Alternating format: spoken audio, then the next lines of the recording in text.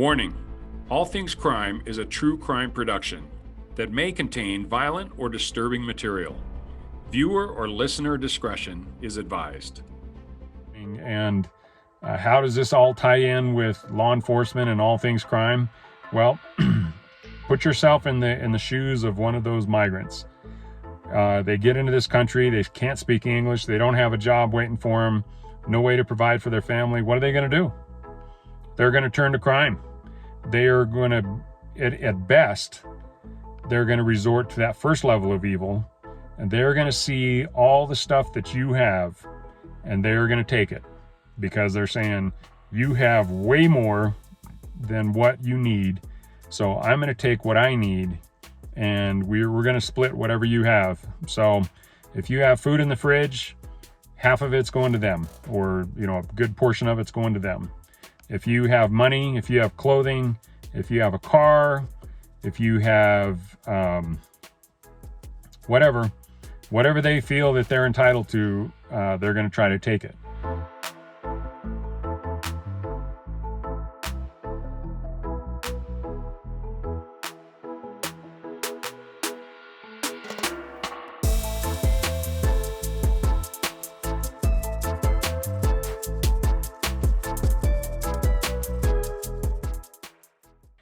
So these people have basically nothing as it is. And what their mayor was telling us is that ever since this, they used to get like 10 to 15 migrants a day. And now they get hundreds per day. And this is back in, last spring. So now they're talking about, the people that these friend of mine that have gone back to Baja Chiquito, like Michael Yon, they're basically saying that it's like 800 to 1,000 per day that are coming into this little village. They are completely overrun. These people they used to be like farmers, and they do a lot of lumber and things like that. They grow certain crops down there. Haven't been able to do it ever since, especially the start of 2021, because the flow of migrants, and it's, lo and behold, it coincides perfectly with President Biden coming into office. So if you don't think there's a correlation there, I got nothing for you, because I will tell you flat out that there is a direct correlation with President Biden getting into office and these migrants coming from all over the world. We saw, like I said, people from South America, a ton of Haitians, people from Egypt, people from different parts of Africa. It was incredible how many countries had come here. But I'd say at least half the people that we talked to were either from Africa or from Haiti. And so there is a concerted effort to bring migrants here from Haiti. Now, fast forward to today. What do they say? The vast majority of the people that are under of that 12,000 migrants that are sitting there under that bridge waiting to storm into the United States.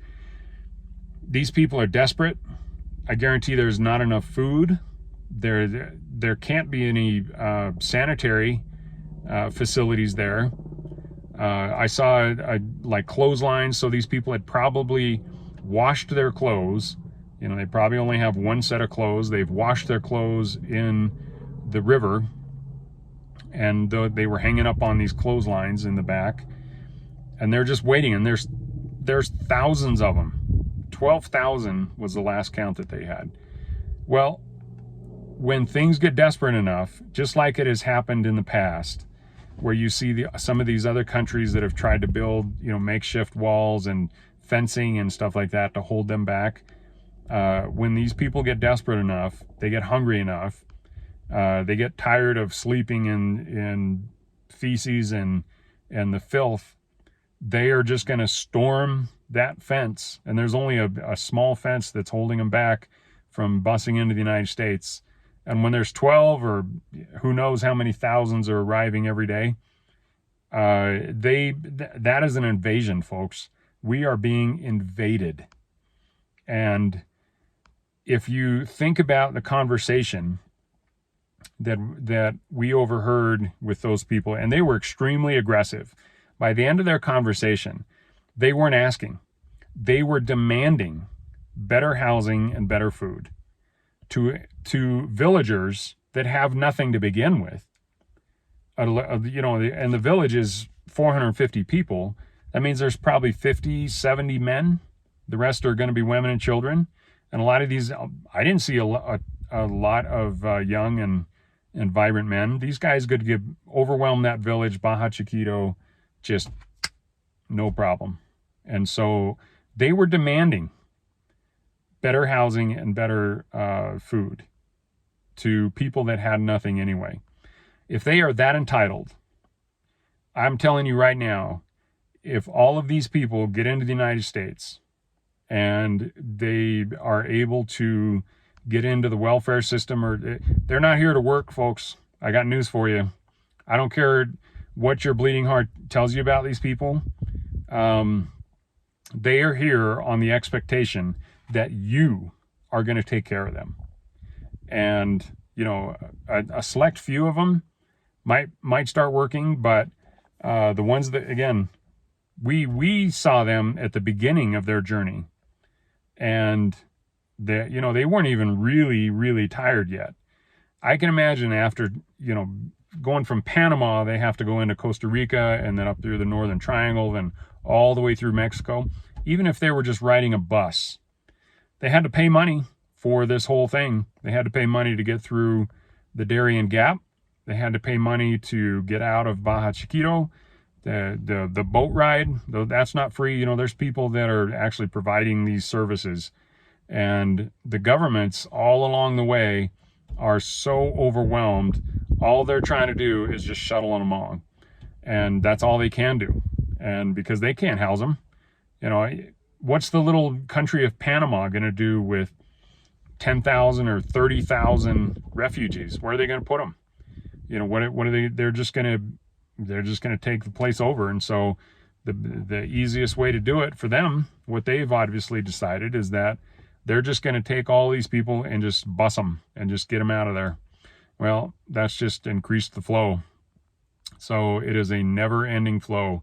And until they actually shut it off at our southern border and turn people back, it is just going to get worse.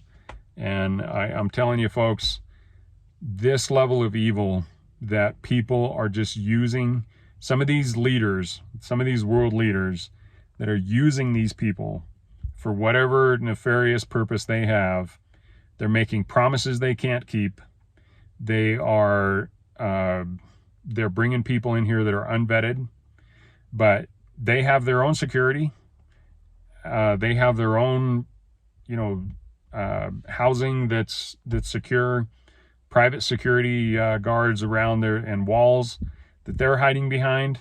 And so all of these decisions, Thomas Sowell said it best, that the most dangerous thing is when people do not have any kind of repercussions based on the decisions that they're making.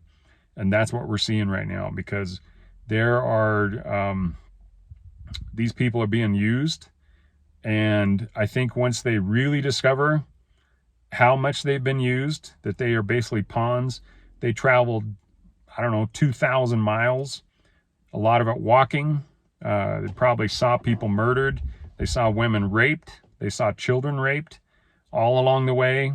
The fact that they suffered as much as they did, hunger and thirst and bleeding feet and picking up diseases, getting COVID along the way, the suffering that these people are undergoing, all because some politician wanted them. They didn't care about them personally. They just wanted their body. They just wanted a person. And it happened to be this guy or this lady that believed them enough to start the journey. And once you're on the journey, you're committed. So all of these people that have come all that way finally make it into the United States.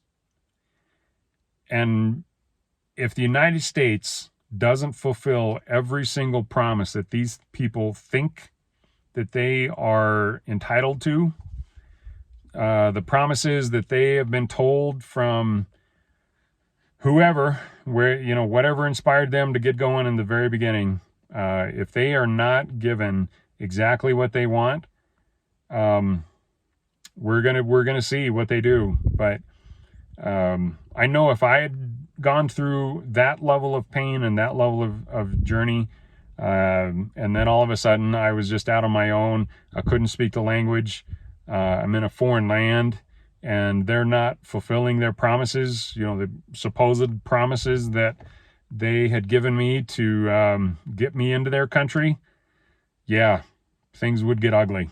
And I think that's what we're in store for, folks.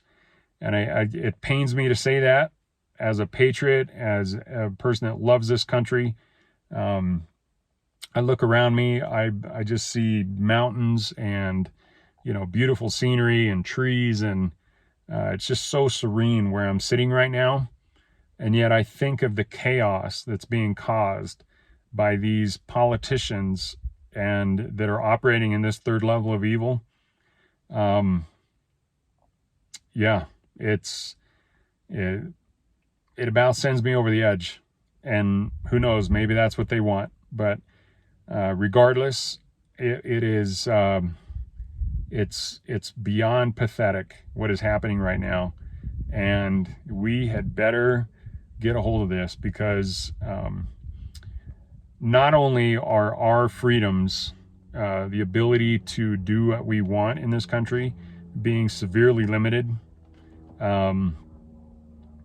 but just seeing the pain and suffering that these people are causing all of these migrants. And like I said, this isn't just at our southern border. This is happening all over the world, where these people are migrating someplace based on promises that they think that they are entitled to, and then they're getting there and it's never going to be what they envision. And the only thing that I can imagine that they're going to come out of this is just sheer anger. And what they're trying to accomplish, it's really hard for me to fathom, trying to get into their minds, because I can't even imagine doing what they're doing now. So whatever nefarious purpose is trying to fulfill this, to me is again way into this third level of evil stuff. They may not be starting the gas chambers and Auschwitz type things, but what they're doing with these migrants is just as evil, and it has to be called out, and it has to be stopped. Yeah, it is just really, really, really wrong what is happening. So, all right, guys. Well, I know that's kind of dreary and probably not what some of you wanted to hear right now, but I'm telling you, it's happening. And how does this all tie in with law enforcement and all things crime? Well, put yourself in the shoes of one of those migrants. They get into this country, they can't speak English, they don't have a job waiting for them, no way to provide for their family. What are they going to do? They're going to turn to crime.